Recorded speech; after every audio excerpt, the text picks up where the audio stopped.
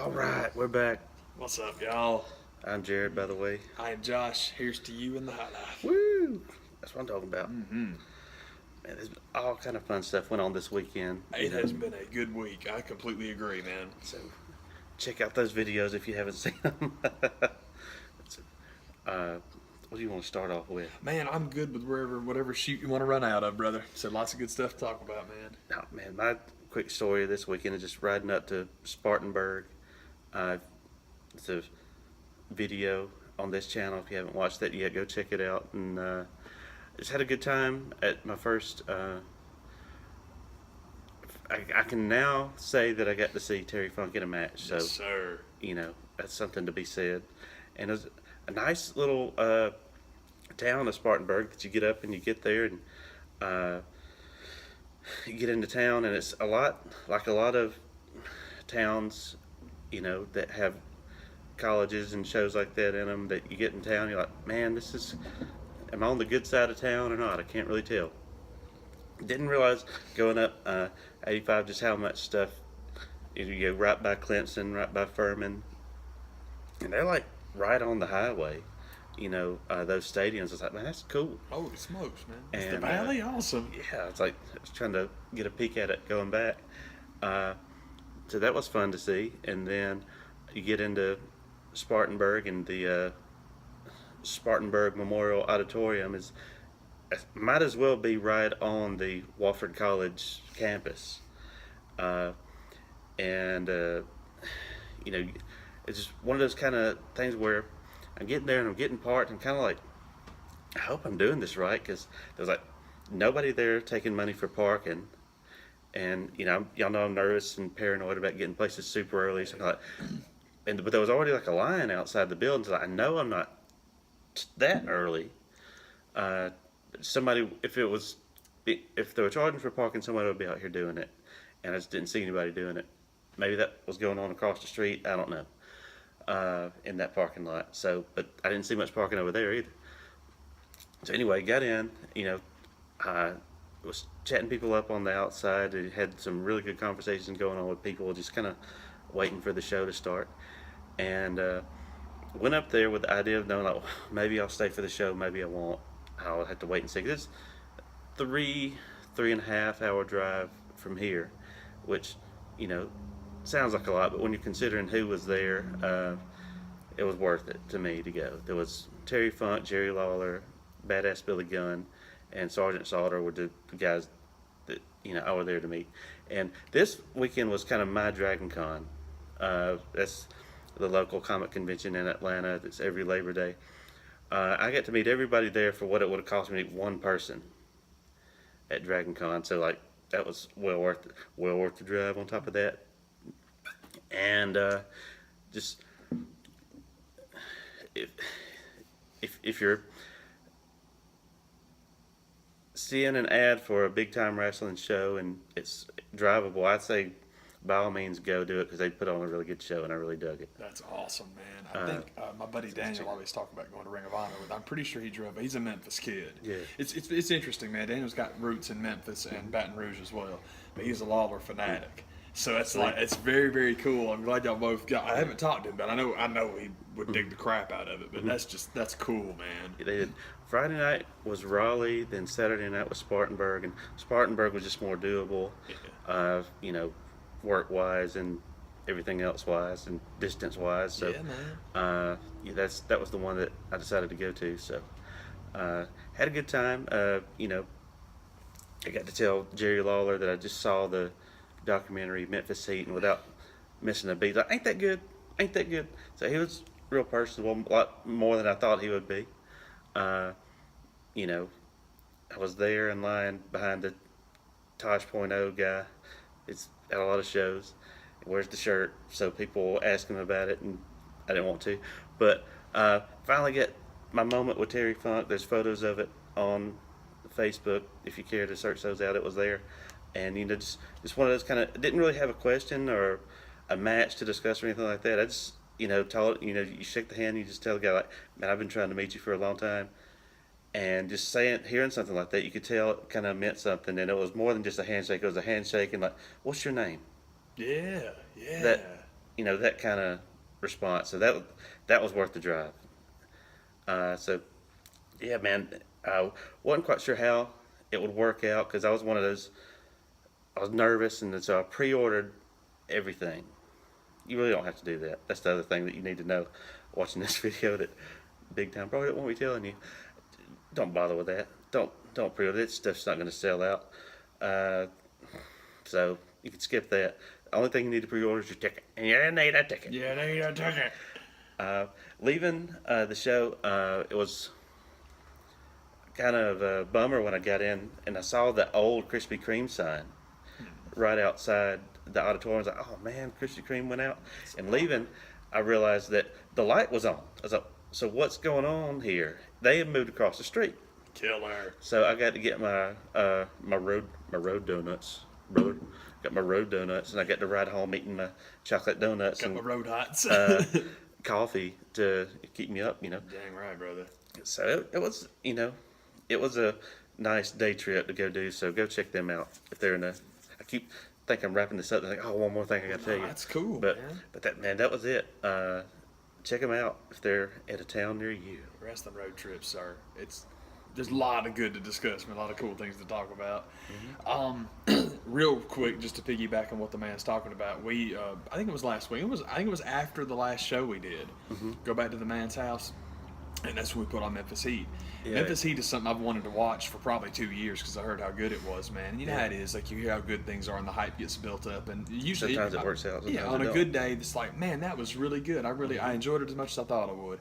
And then sometimes they let you down. Yeah. This is one of those most rare things where you hear about it for 2 years, and I'm really interested in Memphis wrestling, period, interested in learning about the history of it, and then just the stuff from when I was kids.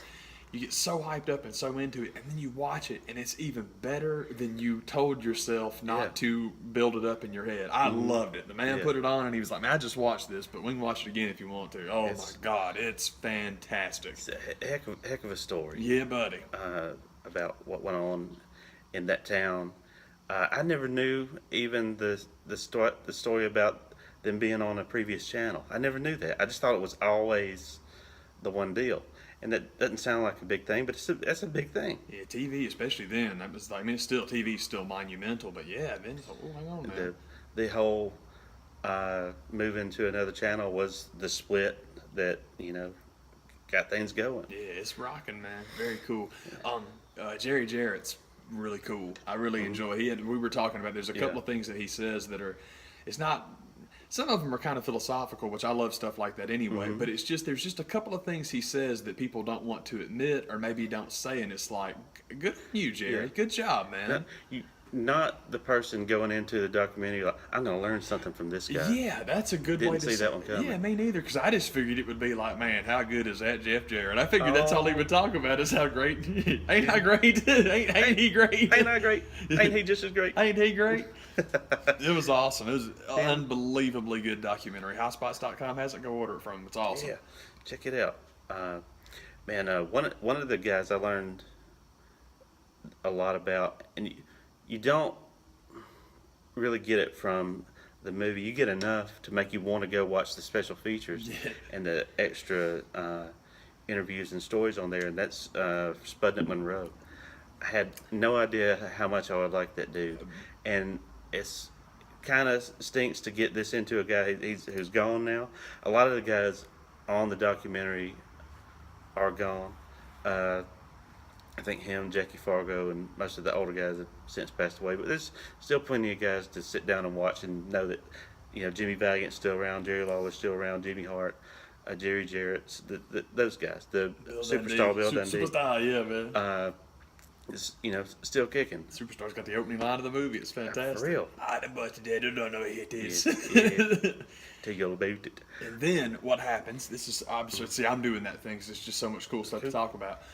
One of the things I never would have known, I would have thought was so cool, but it's one of those great perks, man. The freaking soundtrack to that movie is out of this world. It's like just this straight girl punk rock band. Not all of it, but most of it. And I mean, it's catchy. I'm like humming those songs like for a week after I watched them. Like, man, I gotta buy that thing. I gotta buy the soundtrack. I need to buy the poster. I might have to get the tattoo. Man, it's cool. We know you got the T-shirt. Yeah, seriously, man. Incredibly good stuff. But man, I just dug some of the Spud and Monroe stories to the point where I was like, uh, where's his pro wrestling tees store? And Spudnik there's Monroe. stuff out there, but it's just not really that overwhelming. But I'll get something one of these days. I'll probably just have to make it myself. But you can do that. That's the cool thing about a computer. Yeah, buddy. Spudnik Monroe. Before we watched that documentary, the only thing I knew about him was from Cornette stories, because Cornette growing up in Louisville and being so involved in that promotion way before he was involved in that promotion, man. He's got the posters and the tapes, and when he talks about the history and the memorabilia, he's got tons of that old Memphis stuff. Oh yeah. That's the only thing I'd ever heard. It's just, and every time it's funny because whenever you hear Cornette tell stories about him, man, he just has this, I don't even know how to describe it, man. This almost euphoric, happy, Yeah. just, you can just tell he's like a kid, he's like 9 years old again, thinking about going and seeing this guy. And it's like, well, that's pretty awesome. And then you watch the doc and you find out some stuff about the guy, and it's like, well, no freaking wonder. Yeah. No one beyond what the performer. Yeah. No wonder. It's awesome.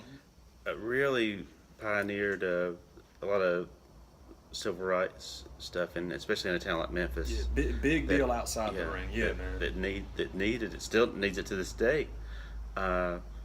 There's, and they get into it in the documentary, but it's even more so when you watch he has like some extra little interview footage, just stories of what went on and what happened, and so you get stories like that, and then you get to into the story of Memphis TV, and you completely forget almost. Oh man, they got to tell the Andy Kaufman story, and then it comes on, and you're like, oh, they're gonna do it. I forgot this even happened. Yeah. And so they delve into that, and just what all the ins and outs and what went on was just, really interesting to learn about that. And I think they picked like the perfect moment to end on, because it leaves it open for a sequel. Plus, it ends on a very, I think, poignant moment that really changed everything that happened since then. I agree. It's very much a beginning of the end is Yeah. the end. Yeah. It's pretty sharp. I totally Yeah. agree. It's like the first crack in the dam is where they cut it off, and it's such an interesting person and such a, like you said, like a monumental thing. It's like, what a good idea. The man told me before we started watching, like, man, wait till the end. You'll dig it. And then I saw what happened. I was like, holy crap, man, you ain't Yeah. kidding. That was really smart and I didn't see it coming. Even when I was told to watch for it coming, I didn't see Yeah. it coming. It was good, man. So go check it out. It's worth a look at. Absolutely, man. To veer off wrestling for 10 seconds and then to get back on wrestling, man. My sporting excursion, because I actually left the house, believe it or not, last Wednesday for a sporting excursion. I wanted to go and see it United in the new building. So I bought me a ticket and I went and watched them play the LA Galaxy. ticket. And they thumped them 4-0. It was 4-0 by the half. And it's just more of that crazy, gazelles on the track. I mean, just that track, man. Some people fuss about it, and it's like, okay, have fun complaining about it. I'm going to enjoy this team. But when you Yeah. build a team for speed and then you build them a track to run on, they're pretty impressive. So that was awesome. It was a lot of fun.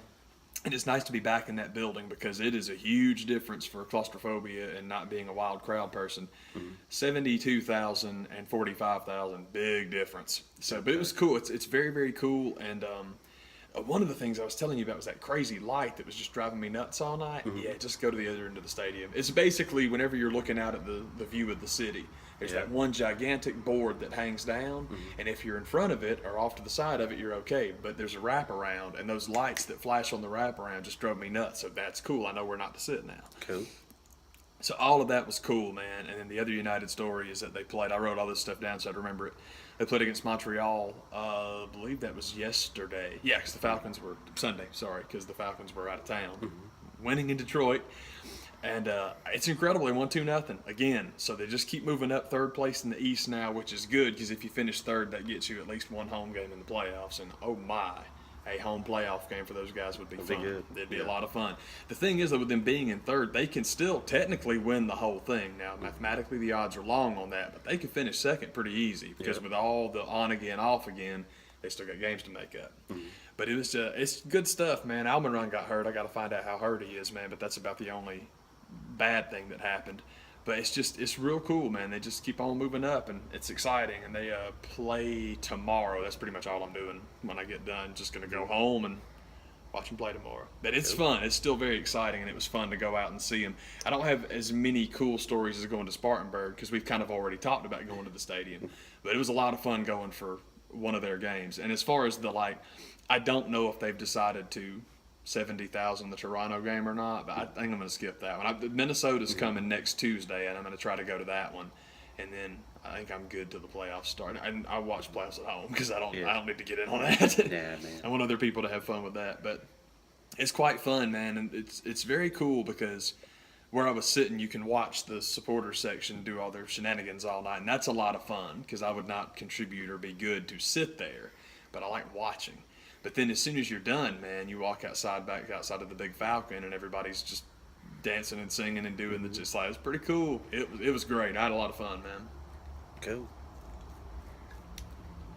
Now back to wrestling. We've done our sporting excursions. Now we can talk about wrestling. It's really, not much to write home about as far as this past Sunday and the show that's already been talked to death. I'm sure you've already watched plenty of reviews about it. But one of the reasons why I don't have much to say about it is I had problems with my network working Sunday night. I got about halfway through it and it just kind of like went out.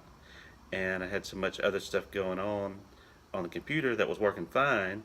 And I tried to do the network on your phone or on the computer, and nothing was going down. And my connection was fine. It's just for whatever reason they weren't working around here. So I kind of got fed up with it and said forget it. So I didn't see enough of the show to feel like I saw it enough. But the night of, I was like, I don't feel like doing a review of this, and so that's pretty much it with as far as what my thoughts of the show. It's kind of like I couldn't believe some of the decisions that they decided to make as far as who won. I mean, I thought that was the Nia Jax night for her to win. Apparently, as far as we were talking about this, apparently as far as the performance goes, it was. That's all anybody's talking about is how great Nia was. It's like, what is it going to take? We've discussed it. We've discussed it. I've got my theory about what they're doing, and I truly believe it, and that's just all there is to it. Alexa's just not going to lose. This whole thing is them just collecting people to tick off of her little box because she's beaten 3 of the horsewomen. Now she's beaten half the women's revolution, and I hear Paige is coming back to SmackDown. I say don't believe it till you see it because it seems to me that bringing her back, have her wrestle Alexa, do the job to Alexa, and there's the door. That seems more realistic to me. So then you come out and cut the promo. If she's coming back to promote a movie, it's going to be promoted on Raw. I beat the monster. I beat the horsewomen. I beat the legend. That's what we're doing now with Mickie James. I beat the women's revolution because she just got Emma. So you just start rattling off all these things that make you a goddess. And then for WrestleMania, you have the queen versus the goddess. It's just dumb. I don't like it simply because here's the dead horse beaten one more time. There's too much talent in the women's division to have the belt on somebody who cannot work any better than that. That's just all there is to it. That's all there is to it. So them just building everything around. Ain't she great? I don't think she is. I think it sucks. Yep. But I am glad that Nia performed so well and everybody lost their minds. Apparently it wasn't even about that. People were into her as soon as she came out, which is nice. But yeah, man, I didn't see the show either. I was in Marietta. But just the reviews I read for it, some were up, some were down. But that was kind of across the board that Nia Jax really gold medaled that match. And that's awesome because she's good and I'm glad she gets love. I mean, that's the other thing that you hear about the show is just the ending on such a flat note. And I honestly thought that this was the Braun Strowman. It wasn't getting the title that was so important. I just think beating Brock was one of the things I think that they were going to, I thought they were sowing the seeds for that. And I thought that's what I had predicted would happen. And then when it didn't happen, I guess I just got more mad than anything else. It's strange. We were talking about that, how that was the biggest complaint is that, man, one F5, that's all it takes is one F5. They've been doing this for a while. That's exactly what we talked about with Jinder Mahal and Shinsuke Nakamura. We've talked about that before. Some of the same complaint could be lodged with Reigns beating Cena so easily. I mean, he survived hell and back. But then he hits him with one spear and beats him. And I'm glad Reigns won. I think anyone with a halfway functioning brain knew that Reigns was going to win. Yeah. That's just my opinion. But yeah, you could have dialed that up. But if you were going to book Reigns to beat Cena with one move, then all the more reason to have Brock help him out, put him over a little bit. We were talking about that. One of the reviews we watched was like, well, the company line is they're protecting the finish. And I have a problem with that, only in this sense. There's more than one way to do that. By having him do the finish, just don't have him cover the guy. Yeah. If you want to protect the move, don't have a kick out. Have him do it, and then have him yank him up and do it again, and then just kind of stand there over him doing the thing. And as Braun slowly stumbles back to his feet, you hit him with the third one, and then you pin him. It still took 3 to beat him. You don't need him to kick out. It's like you can protect the move that way. Yeah. It's all good. I think that stuff is, but I think both of them together I think that's a very big mistake. To have Reigns beat Cena with one move, and then Brock to beat Braun with one move. Like, Why protect him now? I don't Where was all this, when Goldberg was around and all that stuff? I don't get it. I think that's a little bit silly, and there's ways to get around that. Just don't have anybody kick out of it. Doesn't mean you don't need to do it more than once. Yeah. The other complaint we heard about was bringing Bayley back to do the job, and I completely agree. Bayley's just Sami Zayn. Somebody in that booking office just does not like her. I don't know why. I have a big problem with Bayley getting pushed down the way she is, and it's kind of the other side of the Alexa Bliss getting pushed coin, because I've never been a Cena guy. Don't like John Cena. He's not my guy. But the defense has always been, man, look at how many T-shirts he sells. People show up. People buy tickets. He's box office. It makes that sense. is completely acceptable. Me not liking him is me not liking him. But him being on top makes perfect sense. None of those things I just said are true about Alexa Bliss. None of them. She is every bit as bad in the ring as Cena was, but she is not bringing you that money. Meanwhile, she is suppressing not one but two people who are. She is not in the same galaxy as Bayley in terms of merch sales, who is not in the same millennium as Sasha Banks selling merch. So why does this girl keep getting wins over all of them? And why do you keep booking Bayley to straight lose? That's just, it's really, really, really bad. If Bayley's not working, ain't making no money, okay, but that's not the case. She is making you move. People boo her all the time. Yeah, people boo John Cena all the time too, but little kids love him. It happens. Where's that double standard now? The merch money is in kids. That's all there is to it, man. If you are at the show and you are booing Roman Reigns, they got the money out of you they wanted. Simple as that. Merchandise money is in kids and parents of those kids. It's not you. Get past it. Yeah. But at least be able to show me where they're making money, because just playing favorites for the sake of it is very frustrating when there's so many more talented people, they're not getting that shot. Yeah.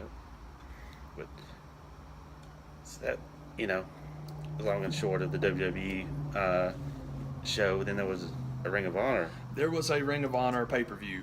this weekend. Gonna bounce back. I'm a moron because I left the house a lot this weekend, because also, this will be real quick, I went to the Tech-Pittsburgh game, because if Tech's at home, I try to go. So I got this lovely rosy face, because boy, I get sun out real easy. I got my cool guy hat too. And just real quick, it was much, much, much more impressive than I don't want to say they're not getting credit for it. It's just people in the stadium I talked to were like, well, it wasn't very Purdy, but whatever. Let me tell you guys about Purdy. First things first, they ran the ball at will. So don't give me that wasn't good look. Why? She didn't score 75 points. The offense played great. They just turned the ball over 4 times. And that hurts when you turn the ball over. But if you go back and watch the review of the Tennessee game, what a say. Turned the ball over 3 times, and 3 times Tennessee got points out of those turnovers. And that's what won Tennessee the day, because that's what good teams do. 4 turnovers against Pittsburgh, 0 points yielded. Our defense played out of their minds all day. All day. And remember, the 17 points that Pittsburgh got, one of them was a punt return. A special teams. So the defensive unit was quite good in the first half. They were nasty in that second half. The numbers, all you need to know, the fun numbers are that Pittsburgh accrued 235 total yards of offense, 37 rushing yards. 37. And the big stat, 1 for 13 on third down. That's incredible. Those are really, really, really good day. It's a good day. But the big number, again, is you give it the ball 4 times and you give no points up on that. That's how you win 35-17. That was awesome. They played really, really well. I'm proud of you guys, because you did awesome. Anyway, didn't mean to get back into that. It just occurred to me, like, you got to bounce this stuff around, because That was Saturday. So I went out Saturday. That was Saturday afternoon. Saturday night was Death Before Dishonor. And Death Before Dishonor, I'll get through real quick. I'm very biased towards Ring of Honor. There was not a match on this card that missed. I mean, they were good. Front to back, they were all good. So I'll try to make this quick. But the opening match was Bully Ray and the Briscoes against the Kingdom. And it's nice to have the Kingdom back because TK O'Ryan, who I always want to say O'Reilly, and that's not his name, TK O'Ryan, finally got the leg back and everything is cool. And so they knocked Jay Briscoe loopy and he's all crazy now, man. But the deal is these are the two big six-man teams, and the winner challenges the Hung Bucks later. Hung Bucks, by the way, is a phenomenal name. We all know it. It's very, very funny, particularly with the Where's Hangman? One of his. There's a very particular thing in the description of Hangman Page that makes Hung Bucks far funnier. Anyway, the winner of this match gets to challenge them later for the six-man belts or six-man tag belts, and the Briscoes and Bully Ray win it, and that's cool because they need to get revenge on Taven and the Kingdom, so they did it. That's all right, man. So they'll be back later in the show. It's cool. Still a little friction between the Briscoes and Bully, but they won, and that's cool. Matt, the Bucks. Mark trying to play peacekeeper. Jay is still out there somewhere. We're getting there. Marty Scurll versus Chucky Taylor, which I had no expectations for because I love Marty Scurll. Chuck Taylor I've seen wrestle once, and I'm like, whatever. I'm mad at Chuck Taylor for being the Kentucky Gentleman because I always wanted that name, and it's like, dadgummit, it's been taken by somebody. I feel bad. But that was absolutely fantastic. They really, really worked. It was a very, very, very good and enjoyable match. It was awesome. Didn't expect anything from it. Was very, very impressed by the time they were done. You did have Punishment Martinez and Jay White paying off their feud, which has been going on forever. But it's one of those weird things where we talked about the usefulness of a Cactus Jack, of a Bray Wyatt, of that character that you have to do strange things in order to overcome, which everybody seems to be talking about in the reviews for Finn Balor versus Bray Wyatt. So good. I'm glad it worked. I did not think it could work considering that Bray Wyatt can't beat anybody, but I'm glad people dug that match. That's cool. Anyway, this was quite good. I thought they paid that one off pretty well, and now they'll move them apart from each other. And I'm hoping that Jay White's going to find his way into the television title picture because Jay's good. He's really, really enjoyable, and I think we'll get to that later. So then you had the six-man match because we're coming back out already, man. You got the Hung Bucks defending against the Briscoes and Bully Ray, and things are going well, except that Jay keeps getting left on the apron, and it's pissing him off. A lot of Mark Briscoe, and then he'll tag in and a lot of Bully, and the Bully goes back to Mark, and Jay's like, don't tell me you're starting to buy this concussion stuff too, man. Now, if we're a team, and I'm out here to win, so let's win. That was the first match. They carried over into the second match. And ultimately, you get to a spot where everything is going well, and it's really, really cool. Bubba calls for the table. Jay goes and gets it, and then cracks him in the side of the face with it. Okay. And then that's how the Hung Bucks retain, and Jay is like, screw this guy, I'm out of here. And Mark's like, what the heck's going on, man? So we're breaking that team up. I was telling the man earlier what I hope they're going to do. We'll get to that in a second. Then you had Kenny King and Kushida. Very hard for me to say those names together. For the TV title. And it's one of those things where if you think about it, you know Kenny King is going over because Kushida can't stay forever. But you just hope the match is good, and it was. And Kenny King is an awesome performer anyway, so I'm glad to see him get the tag. It's cool. I mean, Kushida's the man, but he can't keep it forever. It's like War Machine being the IWGP Tag Champs. You know, eventually they got to come home. So you just hope for the best in the run while they got it.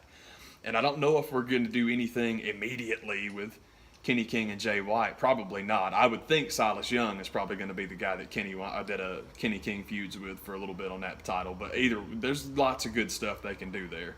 Anyhow, Kushida, Kenny King, very, very good. Followed up with that was the Last Man Standing with Silas and Jay Lethal to try and blow that. Two blow-offs in this one. And Silas beat him. Silas wound up like he was trying to cable tie him to the top of the ladder, and they knocked it over, and they were both dead, and he got up at 9, and so he won. So that's over, and we'll see where they go from there. I followed that up with it's not far and away match of the night. It's far and away the match I was most excited about because I'm a dork for all four of these guys, and it was the Young Bucks and the Motor City Machine Guns for the tag belts. See, Cool. two Young Bucks matches. How could you go wrong? Yeah. It's fantastic. So you have the Guns and you have the Bucks, and it reminded me a lot as far as the philosophy of what happened when you give Christopher Daniels the championship. Daniels been around so long, it's like it'd be really cool to see that guy be the champ for just a minute, and he was. And then Cody took it off of him, and it was really cool and handled very well. The Machine Guns finally won the ROH Tag Team titles, and they burnt the house down. I mean, those 4 guys, you expect them to be incredible, and they were. It was freaking awesome. I've gone back because you do pay-per-view, you can tape them. So I've gone back and watched it like 3 times already. It is a great, great match. So if Ring of Honor ever uploads that one for free, or it winds up on their YouTube channel, man, that sucker is, you'll love it. If you like tag wrestling, you'll dig the crap out of it. It's really good. Cool.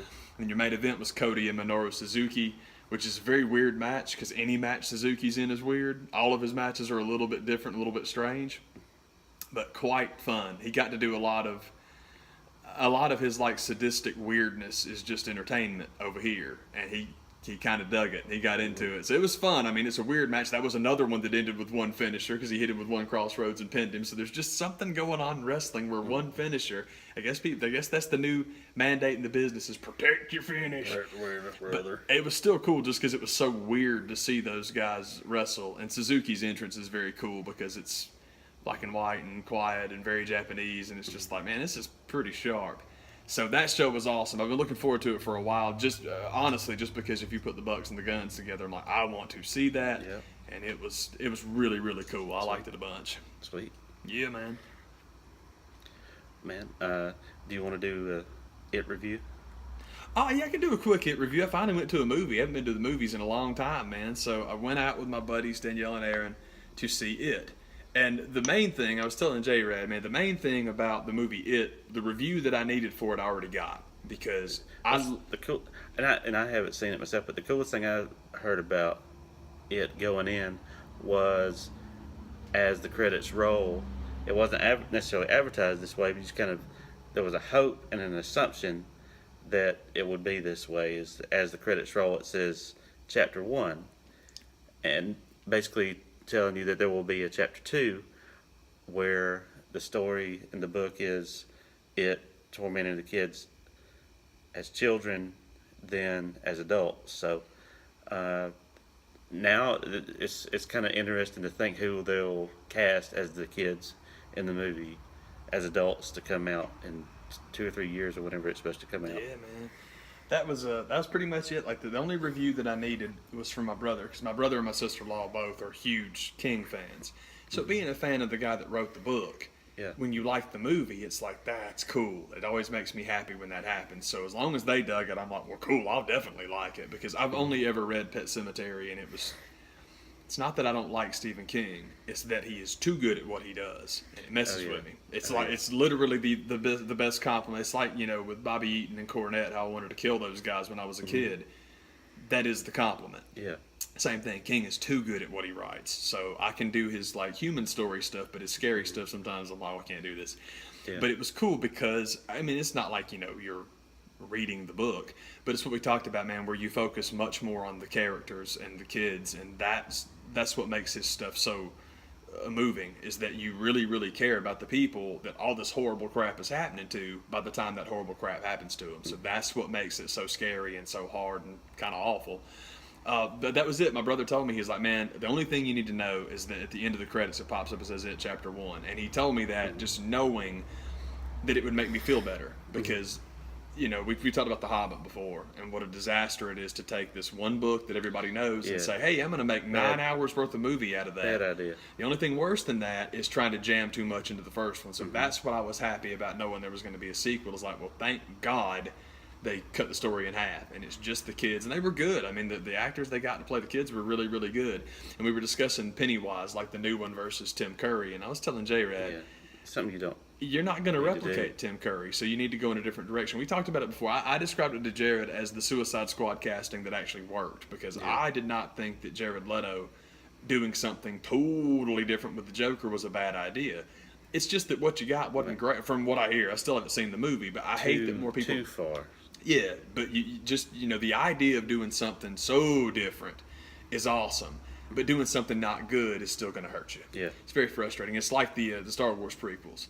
Well, they were bad because he made them for kids. Well, the original ones were made for kids, too. It's not that they were kids' movies, it's they were bad kids' movies. That's why the prequels stunk. It's for the most part. I mean, the original TV version of the movie, I mean, I think that's the reason why Pennywise has become the lasting character that he has, is because of an actor like Tim Curry.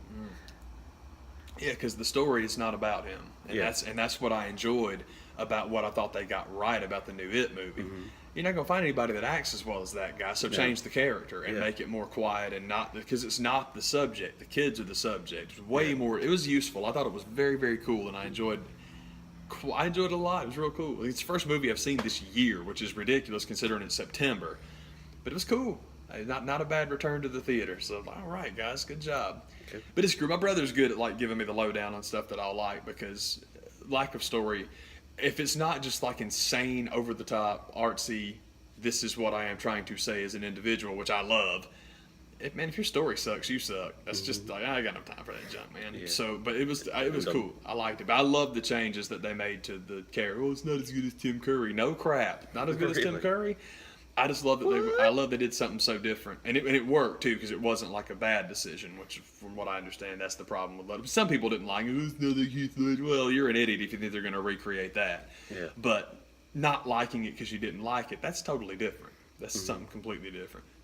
Yeah. I saw a poster for Last Jedi, which of course I'm spazzing out about. I told the man, there's a look poster. forward to. There's a poster for Black Panther and a poster for Last Jedi, and I'm like, well, I'd already pretty much confirmed this internally, and this does it externally. That's the reason I don't care about the Marvel stuff anymore. Well, there's two reasons. One is I'm so into Star Wars, but the other one is kind of the Ms. Alexa Bliss thing, where I'm constantly killing them, and it's unfair, but I do it because I'm so convinced, well, this is what they are going to do. And my call on Miz was 10 years ago, and it's that he was going to be the guy that broke Jericho's Intercontinental Championship record. You're crazy. They'll never break that record. And you want to take that bet now?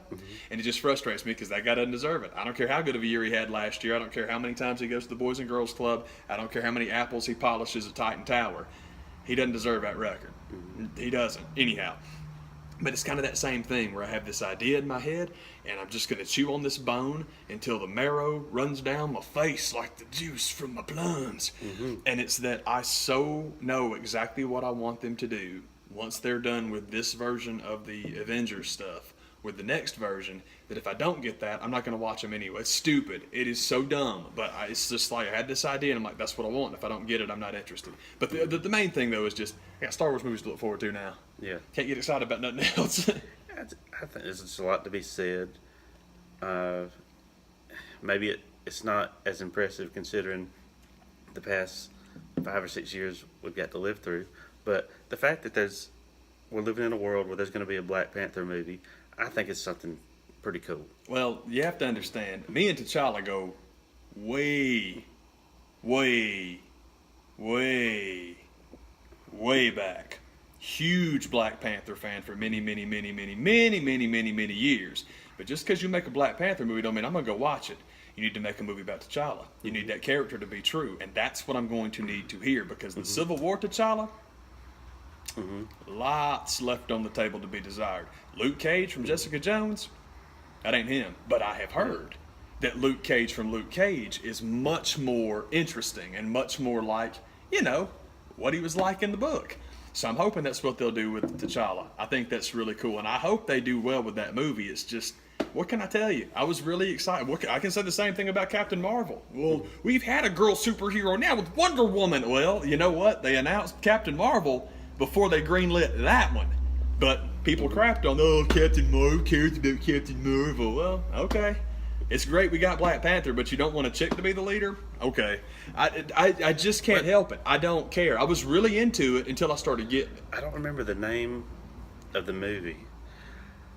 It's something with Jennifer Lawrence. It's like the next Atomic whatever the heck. Something like White. And basically what it is like, if Marvel's not going to pull the trigger on the Black Widow movie, they're going to do it. Which it's is sad. White Spider or whatever it was called. And that's exactly what it looks like. It's like, well, we'll do it if you're not going to do it. And for all that they've got right, I think that's one thing that kind of missed the boat about. I completely agree. That it's a lot. I think there's still a lot to look forward to as far as those movies go. Oh, I do too. For anyone that ain't me, what's the point in lying about it? I was really excited about them, and now I'm not. I'm excited about the Avengers stuff, but I just don't know. But that's kind of been the way the whole time, though. Like the only ones I've ever like really just beat the door down to get into was Captain America because he's my guy. I was really excited about Black Panther until Civil War because I just didn't like him. So I'm hoping that I'll like him better. But and again, like the greatest like note of hope I got was Luke Cage, which I haven't seen yet. But everybody that I've talked to about what I didn't like about him in Jessica Jones has been like, man, you need to watch that Solo show because a lot of the stuff that you're talking about has totally been addressed. And maybe they'll do the same thing with Black Panther. Be great if they did because I'm telling, man, oh my God, if y'all think Tony Stark is an interesting character, T'Challa's amazing. T'Challa's basically the character they came up with in the Avengers comic book that is Captain America and Iron Man and the same guy. Iron Man in the financial part and Captain America and everything else because the whole take all that stuff away, take away the suit of the iron suit, what you got? And he rattles off all those little smart ass answers because he's Tony Stark, haha. T'Challa's all those things, except Cap would never ask him the question. It's great. T'Challa's the man. That's as long as they do that, because that's one of the things as far as Phase 3 I'm hoping for, because those guys aren't coming back. There is not going to be an Iron Man in the next wave. There's not going to be a Captain America. There might be a Bucky Barnes Captain America, but there's not going to be a Steve Rogers. So who you replace these people with is the interesting thing. If you make it Doctor Strange and Black Panther centric, I think you got huge potential, because then it also gets you into Guardians of the Galaxy territory where you can do whatever the heck you want to. That's one of the things that made the Guardians so successful is you don't have people nitpicking over well, that wasn't exactly the same and that line wasn't right and that didn't come from the book. Those books kind of off the radar. That's what everybody does with every movie. But the ones that are off the radar, they don't do it nearly to that degree. Marvel has had success with this for many, many years. We've talked about it forever, man. If you look at like some of the best comics writers on Earth, they all start with those small books. It's very cool because you can get away with more stuff down there. So I like it, and that's my whole point. Is man, you can get your frontline movies and open yourself up to be like, dude, this is cool. We can do this now. We can do that now. Be cool. That's it. If you're watching this channel, this video, or anything related to it, I imagine you probably heard of the Angry Video Game Nerd, Angry Nintendo Nerd, James Rolfe, whatever you choose to call him. He made a video this week that I thought was really interesting. Kind of, what we've been talking about is a top 10 list of, and I think the way he titled it was like what you were saying was very good right way to list it, and because everybody makes their top 10 greatest movies of all time, my favorite movies of all time, and they call it the top 10 list, top 10 movies that I just don't love, but popular movies that I don't love. Yeah. So we decided to piggyback that idea, and instead of doing a top 10 list, I thought we could do 5 each. Yeah, I think that's smart. Because I think some of it was hard to do movies that he didn't already have on his list. I think I might have picked a few of them, but you can go watch his video. I won't spoil his list, but he had some good ones on there and made very good points for each one that he decided to put on the list. And so, you want to do back and forth, or do you want to? Yeah, we'll do Siskel and Ebert style, like 5 and 5. Kicking off my number 5 movie of people, and I guess I'm already doing qualifiers. That's okay. Said I wasn't going to do.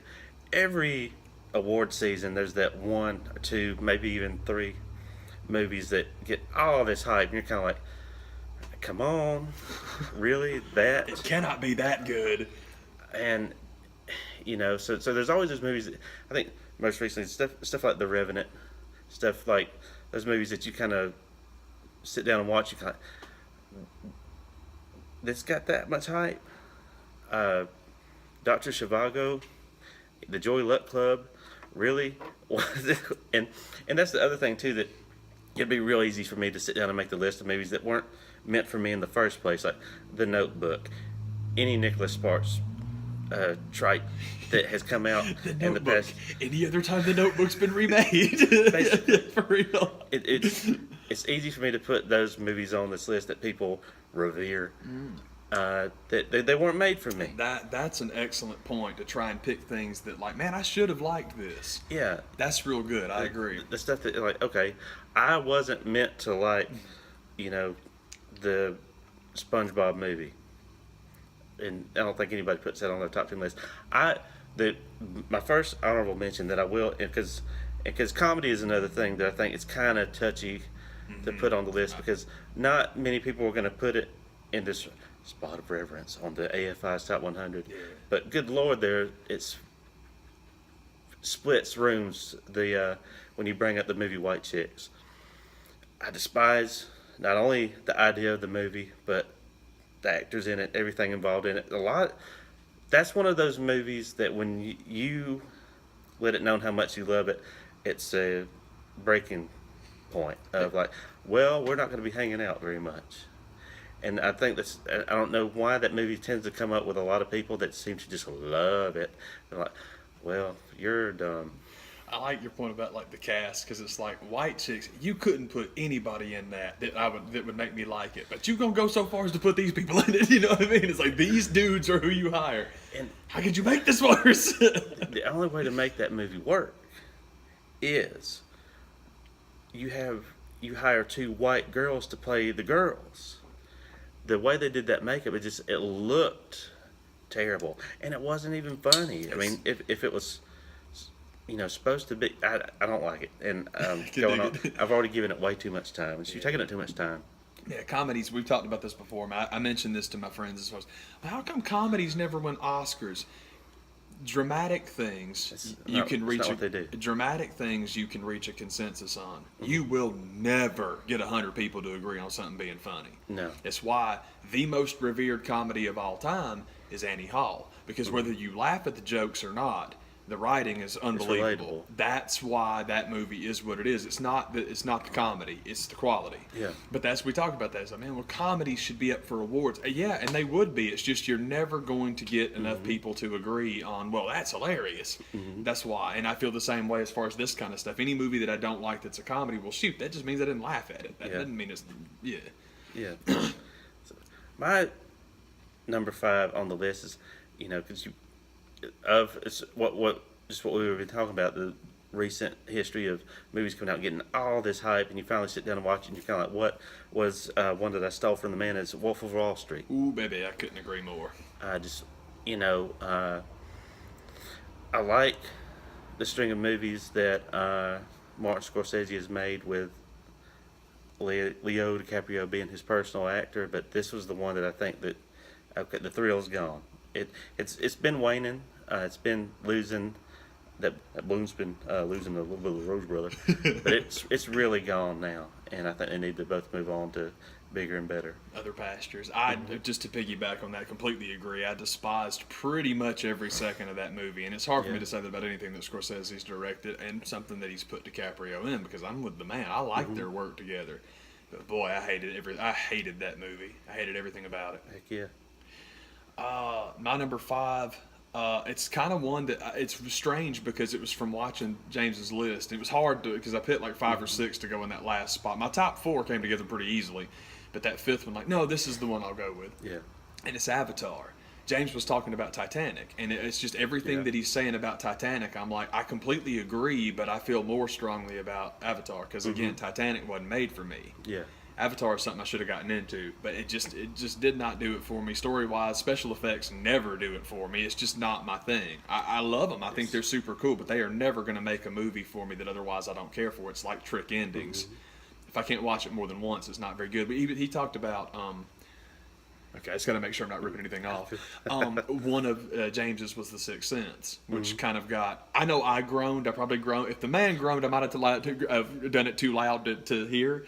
Yeah. But the perfect example, and I know you'll back me up on this because it's one thing we love. You can watch The Sixth Sense one time.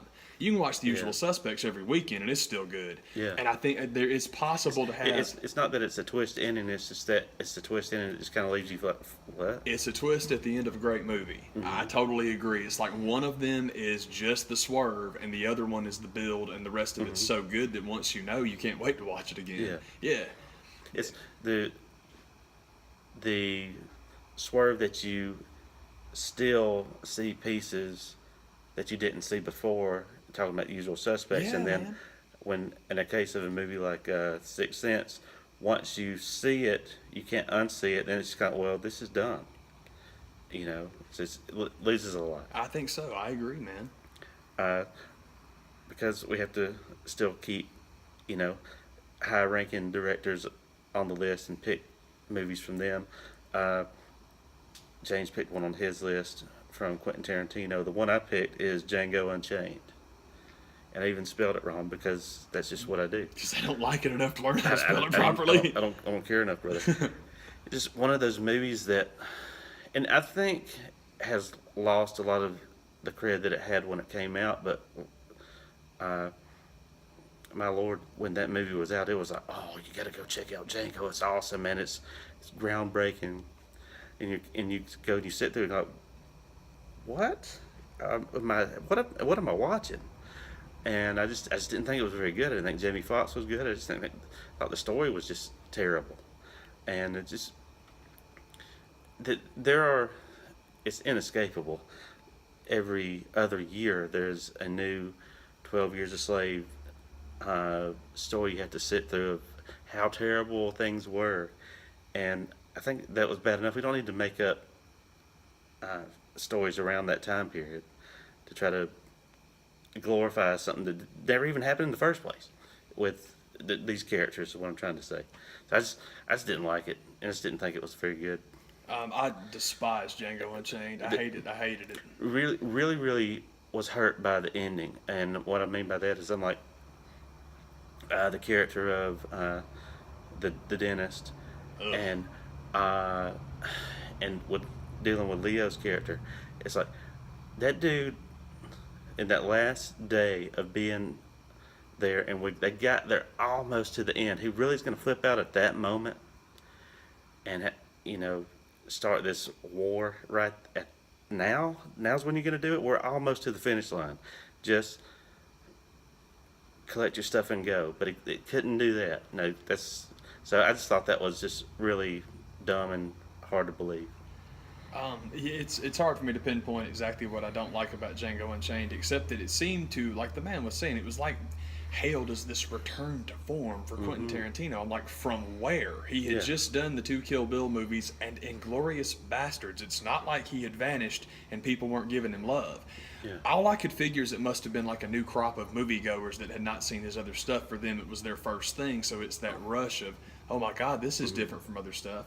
It's just not my movie, man. I didn't care for it to the point that we've had this discussion before. Both of us are in this same boat, man. Haven't seen Hateful Eight, don't care to. It's like, well, didn't make me want to go watch that. Yeah, Django didn't do anything for me, so why am I going to go watch that? It's like, that's cool. I'm kind of finished. I just, there's a couple of his movies that I really like still. I still really dig, but boy, that just was not one of them. I can't really pinpoint exactly why I didn't like it, but I just did not like it. And I mean, DiCaprio's amazing. Yeah, he has been for about 20 years. Where you been? Okay. Good on you, brother. Yeah, I just don't quite get it. Something else I don't quite get. And this one hurts. This is painful because there's a lot of people I love that love this movie. But my number 4 pick was, boy howdy, on the subject of Oscar darlings, would be Juno. It's not that I don't like it. I just do not understand the fireworks, Rose Bowl parade extravaganza of greatest movie ever made, oh my God, which is very strange because I'm an enormous Ellen Page fan. Yeah. And the reason I went to see the movie is because when I saw the preview and saw that J.K. Simmons and Allison Janney were in it, I'm like, yeah, because I love them. I detest Jennifer Garner, and she was really good in that movie. Jason Bateman's really good. I cannot pinpoint why I don't like it. I just know that I don't like it as much as everybody seems to think I should. It's just that the character of Juno is not very likable at all. That might have been where that trend started, because that's the new thing now is, oh my God, man, the lead was so realistic. Like, okay. That's kind of my thing was her and Paulie, I hate both of them. Yeah, I'm like, you just don't like either why one am I of them. pulling for either one of these people? I don't like them. You don't like him for putting up with her stuff, but then you don't like him because he's really not very redeeming himself, so he kind of deserves somebody that would treat him like that. It's messed up, man. It's weird. I shouldn't hate it as much as I do, but I don't hate it. I just don't like it. The story with what goes on with the Jason Bateman character, and when he lays it out to her, he is completely right in the fact that she was all over his knob, and when she got pointed out and called on it, had a problem with it, so that's That's what I remember about the movie. I haven't seen it in a long time. Yeah. And that's why I think it would be on any list of like stuff that's revered, but like, Yeah, I just don't know if I'm with you. I just don't quite have that love for it. I'm with you. yeah. My number three is one that I don't know where it's gotten this steam recently of being loved and revered as a movie number one and a sports movie second is The Sandlot. Just it's not even as a good adventure kids movie. I don't think it's a good one. It's definitely not a good baseball movie. I think it's overrated as all get out, but people love it and I don't. Yeah, it's a very strange thing because I have a copy of it and it's fine, but I just completely agree with the man. I'm not quite sure where this over-the-top T-shirt sales quoting the movie in public, Yeah, just like cult came from. There's nothing wrong with it. It's just But- I don't like it nearly that much. it really showed when somebody quoted the movie to me and I had no idea what they were talking about. I understand, I man. was like, what? Yeah, What did man. you just say? Ugh. But yeah, And- you walk into hey, Target and you look, buy the Hambino T-shirts. I'm like, I don't get that. Where's the love for Little Giants? That's the movie you need to be selling T-shirts Yeah, in Target. Little Giants was okay, and Ladybugs is good. Kicking and Screaming is great, but Kicking and Screaming is for grown-ups. Yeah. But yeah, it's just like it's not terrible. It's just not. I'm with you. It's just not really my thing. I don't think I need a T-shirt. I'm alright. And also, like the man says, there's so many baseball movies that I do like that. It's weird. He made a great point earlier that like most people that really dig that one aren't baseball fans, and it's like Yeah. maybe that's it. Something But to be said about that. I thought the point you made a minute ago about like the kid adventure movie. That's the first thing I'm thinking too. Is like, yeah, man. Like, I mean, Stand by Me is more dramatic, but I like it. But just for straight up fun, Goonies is way better Heck than yeah. Sandlot. Way better, Yeah. man. So for that aspect of it, that was a cool thing to mention, man. Mm-hmm. We're at 3, right? Yeah. All right. Now here's where my rankings get a little bit skewed, simply because the first two, it's not that I hate them. I didn't like Avatar, but it's not my thing. I don't hate Juno. I actually like it. I just don't like it as much as I'm supposed to. This is the first one, and possibly the only one on my list. I think it is the only one on my list that I point blank, red veins popping out of my neck, loathe and despise. I don't understand where the cult came from. I don't understand where the love comes from to this day. The Boondock Saints. I My Lord. hate that movie so much I cannot tell you. And it's weird because James has a story on his video about Donnie Darko, and I'm like, wow, that's me and the Boondock Saints, because I worked at Blockbuster in 1999 when that piece of crap came out. And it began there. Yeah. Because all the copies before they were released, they went in a little cabinet and we could all take them home and watch them. And everybody watched that movie and absolutely ejaculated in their trousers over it. And I took it home and watched it and I'm like, this is crap. That's the greatest movie ever. And no, dude, it's a frat boy version of Pulp Fiction. It's just awful. That was a big problem with the Pulp Fiction crazes. Just the copycat stuff. I agree. The paybacks, the Yes, snatches, yes. the any Guy Ritchie movie. Everybody can copy the character, and everybody can give a gun to someone and make them say cool, hip stuff, but they don't realize that's not actually what makes the Tarantino thing go. It's like having Italians using curse words. Oh, well, I'm Martin Scorsese now. He's a little better than that. There's a little more to it. Yeah. But that's the Boondocks thing that I don't get is the amount that movie's revered to the fact that these dudes still make appearances at cons like on the rig. Because of that. And Yes. I'm like, what did y'all see that I didn't see? I'm totally with you. I freaking love Willem Dafoe in it, but he's been better in other stuff. Oh, I mean, move certainly. on. Certainly. Defoe, look. You can't pick a Willem Dafoe movie. You're gonna have a good time. This one is just it's not enough of it. It's awful. I absolutely don't get it. I never will. And obviously didn't watch the sequel, but You missed nothing. only watched the first one. Yeah, even people that loved the first one hated the second one, and I'm like, okay. Yeah. But I guess the one positive thing about Boondock Saints is Overnight, because I've warned people for years, and if you are watching this and you're a Boondock Saints fan, I give you the same warning now. There's a documentary called Overnight. Do not ever watch Overnight, because you cannot watch Overnight and not have whatever his name was that wrote the movie. I don't remember his name now, man, but you cannot watch that movie He don't write stuff no more. and not have that guy be completely ruined for you, because he is the biggest shed of tools. He's a Home Depot worth of tools. He is such an irredeemable knob that it's like, this guy is terrible. And so that movie's awesome if you like documentaries and you hate that movie as much as I do. But that would be my number 3, and it is the only one on here. There's another one on here that I don't like, but I don't hate it as much as I hate the Boondock Saints. I don't know if I hate anything as much as I hate the Boondock Saints. For real. My number 2, it's just piggybacking off of movies like the Boondock Saints, is Lock, Stock, and Two Smoking Barrels. I just remember it coming out. I remembered it having all kind of crazy hype, and people still love and enjoy it. But I'm like, I'm not seeing what you guys are seeing. So that's just one that I just no love for. The exact same thing. I saw it. I did not hate it to the level that I hated the Boondock Saints, but I hated it for the same reason that we're talking about. Well, one of the same reasons we're talking about.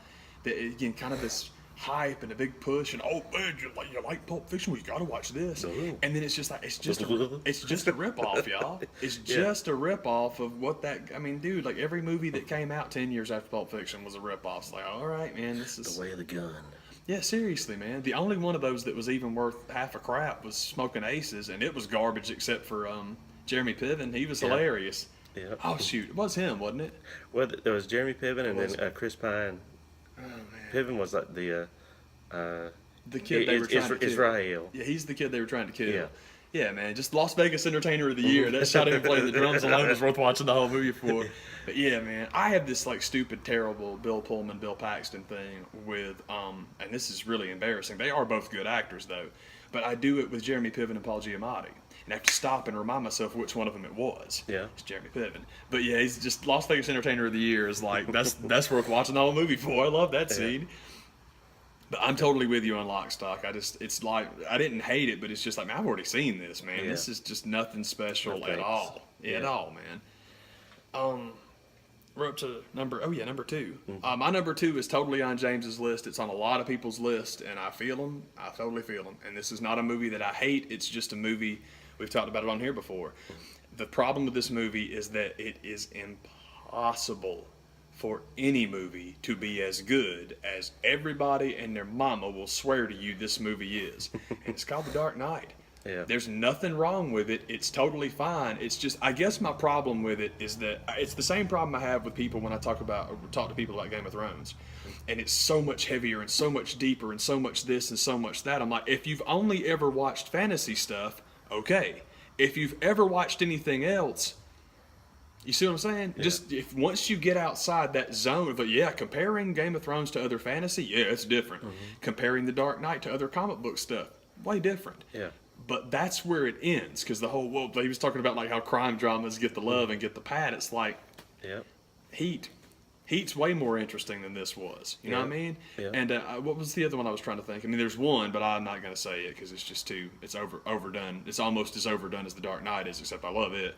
But yeah, there's nothing in the world wrong with it. But then what's the number one criticism? Well, I love the Joker stuff. Where's Joker? We need more Joker. It should have been more Joker. There you go. That tells you right there that your movie is not as strong as it can't be the greatest thing of all time. It's the point that a lot of people have made about The Dark Knight is it's not even the best Batman movie. It's not the best superhero movie. It is the best supervillain movie. Yeah, I can dig it. I mean, it's weird. We've talked about that, like what makes the supervillain great, and I like when the supervillain is the antagonist or the protagonist. That's the thing that makes Magneto the best villain ever. Yeah. Because he's completely justified. It doesn't make Xavier a villain. It just makes them both equally interesting, and it depends on what shoe you put that foot on. You can make that case that there's T-shirts walking around conventions every weekend that Magneto was right. Yeah, totally, and that's a cool thing. Proven right Absolutely. many times in the movies and books and cartoon and everything else. Yeah, that's what makes that. What's Joker ever been proven right on? Absolutely, Not a thing. it's just different. I mean, I guess it's just a taste thing, but that's my point. Is it's just he's not my villain, so he's just not my guy. It's cool. I mean, Dark Knight's a cool movie, but it's just not. It's definitely of those three, it's my third. and with a substantial distance. And if we start including all Batman stuff, I'd have Mask of the Phantasm and Returns way over it as well, because I like both of those quite a bit. Yeah. So yeah, it's just not my thing, and it's really not that it's terrible. It's just there's no way it's as good as you've heard it is. So then when you factor in that, I'm like, yeah, it was okay. Number 2 on my list. My number 1 is, one that, probably a lot of people have had on their list. It's something called Return of the... No, I'm just kidding. Avatar is my number 1. Yeah, and I can dig it. All the reasons that we've already discussed is I just think that was the first time that you really just saw James, well, not the first time, of him just the game being passed by, and I just didn't dig it. I didn't dig. It started for me with Titanic, not digging his stuff. That one was definitely like, we're just not into the same things anymore, me and James. And some of the news that broke this week that I was excited to hear is he's supposed to be at least a consultant on the next Terminator movie. I'm a freak for those movies, whether I like them or not, good or not. I like them all. I'll check them out. But Linda Hamilton's supposed to be back, so I was interested in that. Yeah, so not totally divorced, but just it's just one of those movies that I think it's much like some of the other movies on my list. It's like the people that try to sell them and oversell them so much, like that it's another one of those movies that if you're into it, like, nah, we're probably not gonna have the same taste. So thanks, but no thanks. I can totally dig that, man, because made the list. That's how we do. And every, well, I'll sum it up later, but we'll do honorable mentions, which will be kind of fun. My number 1 is not a movie that I don't like. It's just that it's the end of a trilogy, and people always go nuts for end of trilogies for some reason. In the case of the Star Wars prequels, it was because, by God, they were going to wring something useful out of those movies. It is my opinion that one is every bit as bad as the first 2, but that's not my number 1 pick, because my number 1 pick is my number 1 pick because the first 2 I absolutely love. The third one, it's not that I didn't like it. I really did not like it. I've seen it 3 times and I don't like it, and that's Return of the King, man. I absolutely loved the first 2 Lord of the Rings movies so much. But The Hobbit let a lot of people down. For me, it began with Return of the King. I just did not like it. I've watched it. I've watched the extended cut. I've watched each one. I think I watched the extended one twice because I've seen it 3 times. I'm like, man, this is just not for you, man. Just stop. And I don't need the last one to be the best. I don't need the end to be the best. I've watched plenty of TV shows. Did y'all see the last episode of Girls? Everybody hated the last episode of Girls, and it's really not very good. But I still like the show, and I love the one right before the end of it. It's all good. The penultimate episode can get you over. A lot of times the last one sucks. Ask a Seinfeld fan. By God, they'll tell you the next to last one can get you over. Heck yeah. But it's only because of just how huge the gap was between 1 and 2 and 3, and it's really not the fan base's fault. It's just the Oscars kind of stockpile, like, well, this one's clearly the best. Here you go. When everyone knew you were just waiting around, everybody knew you were just going to throw them all at the third one. But it's just not my story. Part of it is, again, I like the first 2 better because there's more spreading out. The other thing is, I told the man earlier, it's just, it gets to a point where you're like, well, you just bite his finger off already. I mean, it takes them longer to get up that hill and throw that crap in the fire than the first 2 movies took. Come on. This is get it on. Let's go. That's only like the first of 27 endings that the movie dragged you you're through. not even there. You're exactly right, man. You're not even there yet. With it. Yeah, man. But I guess that's it. Is just the again, love the first 2, and I really like that series. Boy, that last one just did not do it for me. My joke of what I wasn't ripping off the man. My joke was about to say Return of the Jedi, but I didn't realize that's what you had on the top of your list. Yeah, seriously, man. Jedi's weird. Jedi is kind of like Dark Knight Rises, because Dark Knight Rises is far and away my favorite of that series. So, and that one, the last one is it. But those are just 3 movies that got stuck together. Yeah. Return of the Jedi is actually my favorite of the original trilogy. My order again is kind of like the same thing with Batman. I like 3 and then 1 and then 2. His Empire's fantastic. It's just that it's my least favorite of them. Nothing wrong with it. I just like the other 2 better. And that's with every one of these movies on this list, I get why you like them, or if you like them, or if you don't, or whatever. If you agree, fine. If you don't, that's fine too. But some of the movies, like, it'd be real easy to have, okay, my first three movies are Star Wars episodes 2, 3, and 1. That's way too easy. I don't know anybody that likes those. The third one, so- everybody and their mama defended the third one, but it's like I've already had that fight. Yeah. And I don't like those. These are movies, with the exception of one, that I actually like them. I just don't like them as much as.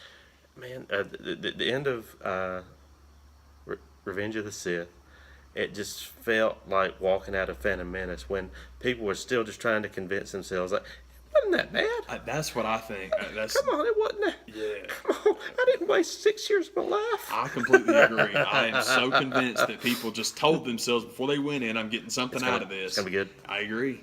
I totally think that's what happened. It started shaking like that. They couldn't handle it.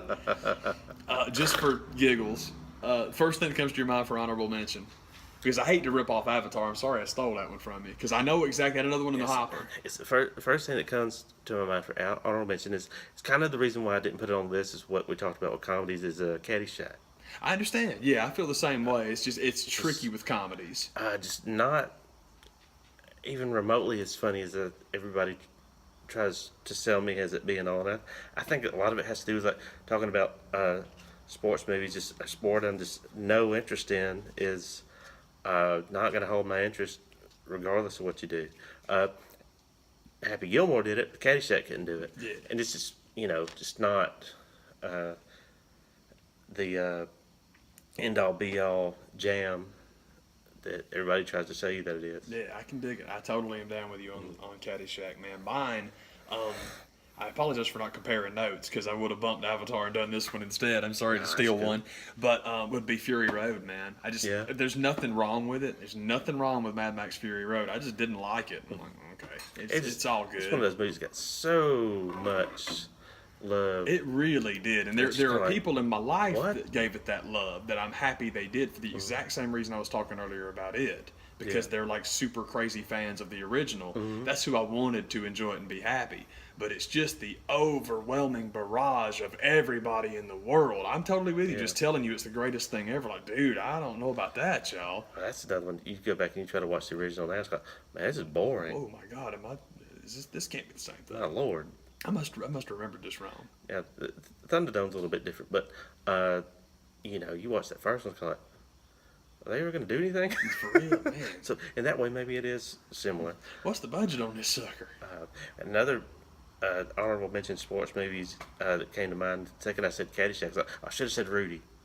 Oh, Rudy's awful. Oh my God. Oh, I despise that movie so much. And there was a time in my life when I viewed the movie Rudy as a documentary. I thought it was legit, straight up. This stuff happened. Maybe that's what ruined that one, is if you actually learn about Rudy Rudiger, it's like, well, I'm not watching this again. Yeah, because it's just, that's not the story. None of that stuff really went down that way. So that hurts it. Yeah, that makes sense, man. When the curtain is pulled back a little bit, and there I guess there's some movies when the truth comes out and you're like, it doesn't affect it for me. Yeah. But that one's one of those that does. Yeah, I think that one. I think for a lot of people, I never saw this movie, but for a lot of people, Blindside was like that, because Blindside was nothing like that movie, to the point that Michael Orr was incredibly offended by that movie. So it's like, guys, I can spell my name, and I know how to play football. All right, it's just it really bothered him, because they just made him seem like this dumb, just oaf. That, thank God, Sandra Bullock rescued, and this is what you want to do right here on pass protection, and it really bothered him. And I'm like, dude, if it's bad enough for him to speak out on it, how bad was it? Yeah. How many liberties did you take? I can't put that one as my honorable mention because I haven't seen it. But I'm totally with you on Rudy. That's a great choice. I wouldn't have thought of it, but man. You want to stick with Indiana sports movies? Okay. Hoosiers. Oh, Hoosiers really? is awful. It's like, okay, let's get on with it. And I hate being that way, because Hackman's the man. I love Gene Hackman, and I'm glad he got paid for it. It's all good. But there's something about that crew. All they do is indie sports movies, because it's the same guys. Oh, for real? And it's just like, all right, Hoosiers is better than Rudy, no doubt. But it's just like, that one doesn't do it for me either, man. The Program, on the other hand, is the greatest sports movie of all time. That's factual. It is, dude. That's shoot, brother. Shoot, man. He's like shooting roids right into their, buttocks. mixed with orange juice. Speaking of shoot, but there's one. We were talking about this earlier, man. Pretty much, and it's probably a style thing, but I mean, it's like for the individual director. Pretty much anything by Darren Aronofsky I would put up there. Now, my number one for him would be Black Swan. That is the most overrated movie I have ever seen. Requiem for a Dream definitely has its redeeming qualities. The Wrestler I didn't like, because I'm a wrestling fan, and I just thought it was silly. But Black Swan is just, it is awful. I absolutely hated that movie. I hated it. Yeah. So that would be on my list, too. It's not an Indiana sports movie, but it could be. Yeah. I guess my movie that most people know that I like from the get-go, and maybe it's the movie that they asked me about, and they're like, okay, well, I'm going to go sit over here, don't talk to me, is, and it's, well, it came out, got all kind of love, and as years go on, is waned, but not for me, it's American Beauty. Yeah, I still love that one, too, man. That I absolutely love. And I the people that point out problems with it, I get. But, you know, I don't think it's deserved. So some people call it the worst movie to ever win Best Picture. I don't think that's a laugh. I don't think that's, necessary. But if you don't like it, you don't like it. That's fine. That's an interesting discussion. Worst movie to win Best Picture. Crash would be way, way, way up there. Crash is terrible. And, God, what was the other one that was just so bad? Anyhow, but yeah, American Beauty, I don't really know where that backlash came from, but it's all good because I loved it. I'm with you. I thought it was great. I still like that movie. Yeah. I think that sucker holds right up. Man, I can't think of anything now that's overrated or underrated. Underrated's fun too, man. Mm-hmm. But there aren't very many movies that I love and nobody else loves. I just can't think of any. Mm-hmm. Vanilla Sky. I love that movie. Vanilla Sky was fantastic, and that one's got crapped on from day one. And it's like, you know what? It's pretty good, y'all. I thought it was okay. Man, I'm down with all the Cameron Crowe movies. Yeah, I like pretty much it's all good, of them. isn't it? Yeah, man, Vanilla Sky is cool. Yeah, I think that's a box set that I could see them doing. Hopefully they can work it out one of these days. That'd be cool, man. Totally. I was never into Jerry Maguire the way everybody else was. Yeah, Jerry's cool, but I'm kind of with you. It's like maybe it's like that was like the most. That's when he went pop and mainstream. Yeah, man. I'm wondering if it's like the Django thing, where that's the one where you get the exposure to him, because it's. I don't want to go into too much detail, but we kind of talked about it earlier with the movie that was number one on James's list. I don't want to ruin James's list if you haven't seen it, but yeah, it's like I don't know, man. It's okay. Cameron, there's a lot of the stuff I like, and I don't really dislike any of them, but it's like okay. Yeah. But yeah, Jerry Maguire it is what it is. I mean, I guess I have to like Jerry Maguire in the same way that I have to like Sex and the City and The Sopranos, because the financial success of HBO off those two shows pretty much turned into a lot of stuff that I love. And without Jerry Maguire, Vanilla Sky doesn't get made, so I guess I have to like it a little bit. But I just think that you're right, the degree to which people just lost their minds. Like, I don't know about all that. I don't think you should call that movie a sports movie the same way you shouldn't call Bull Durham a baseball movie. Absolutely. These are relationship movies. They just happen to be people that work in sports. So I guess that's where I got a bad taste in my mouth for Jerry Maguire, and people were trying to push it's the best sports movie ever made. Hardly. But it's not. And see, number one. And that goes back to Dark Knight. Yeah. Dark Knight's barely a superhero movie. Just because you got someone running around in a cape, like, okay. Because, see, I think one of the best comic book movies of all time ain't a comic book movie. We've talked about it many times before. There's two of them. One of them is called Sky High, which is so underrated it's criminal. Yeah. And the other is piggybacking off of how much I hated The Sixth Sense, was freaking Unbreakable. Unbreakable was awesome. That is a superhero movie. But you ain't got no capes in it, so okay. That's not the same thing. Okay. Yeah. But I guess that's the thing. Stuff like that's frustrating, man. But it is fun. I do love that conversation about movies you love that everyone hates and movies everyone loves that you hate. That stuff is fun, man. Yeah. So it was, one of those things. I thought, should we make that its own video? We'd check it on at the end of our rambling about wrestling reviews. Stupid pay-per-views. Yeah, man. Wrestling reviews. Yeah, man. I forgot to mention something wonderful in the six-man match. Going back to wrestling for a second. It looked as though the Young Bucks were going to have to defend those titles by themselves. You know, just 2-on-3 handicap match because the crony, the stooge at WWE that kidnapped the Hangman and made him watch the network hadn't released him yet. So of course they come down and it's very funny because you've seen them come to the ring, man. They come out with the belts and they trot and they kick the cameraman. Well, they're very subdued Bucks. The Bucks are sad because their buddy is not around. So Hangman Page comes and jumps over the rail, and it's awesome because his hands are still taped together and he's got the stuff over his mouth. And the best part was he's got tape around his boots that looks like he's busted out and run away. My favorite thing is so stupid, but I laughed very, very hard. I told the man, I will tell you guys now. The instant he jumps the rail and gets in the ring, the new hashtag from Ring of Honor is #There's Hangman, which made me laugh way harder than it should have. So that was awesome. They didn't have to defend the belts alone. And I guess that's why it was good that Jay turned on Bully Ray because, I mean, you can't ask a guy that's been in captivity for however long he was held prisoner to defend his championship. They had to make it easy for him. Yeah. Cool. That's it, man. That's what's up, y'all. Hey, man, have a good one, y'all. Bye.